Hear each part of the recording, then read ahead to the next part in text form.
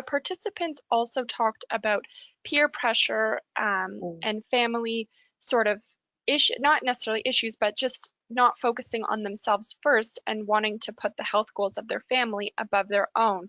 Mm. So just I wanted to talk a little bit more about a support system through the holidays and beyond for our participants.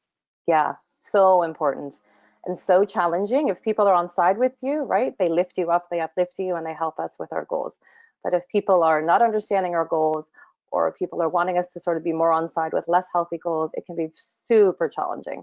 And the holidays are one of those times when people just feel like it's the end of the year, it's here, let's just let it all go. But what I would suggest in this situation is really sit down, take a few minutes, and really recommit to your reasons why. What are your personal goals that you want to achieve by having a healthier lifestyle?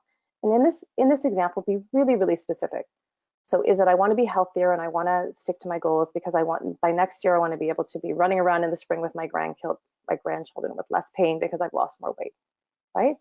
Or is it that I want to be able to fit into those clothes that have been a little too tight and traditionally after Christmas they end up being even tighter.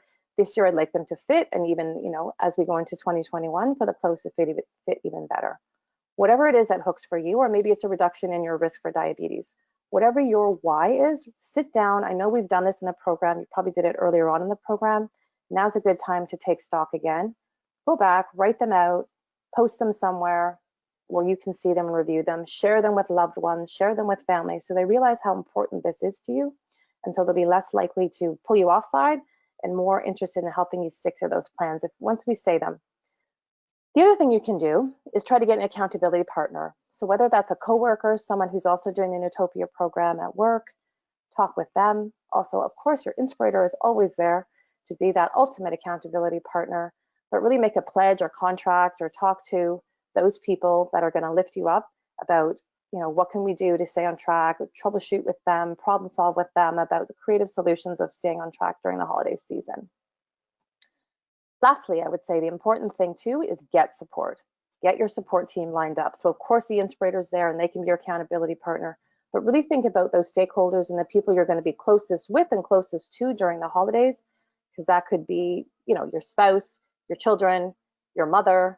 Those may be people that are, pushing treats on you or feeling badly if you're not eating or indulging. Tell those people specifically how they could help you during this holiday season, given that your goals are so important.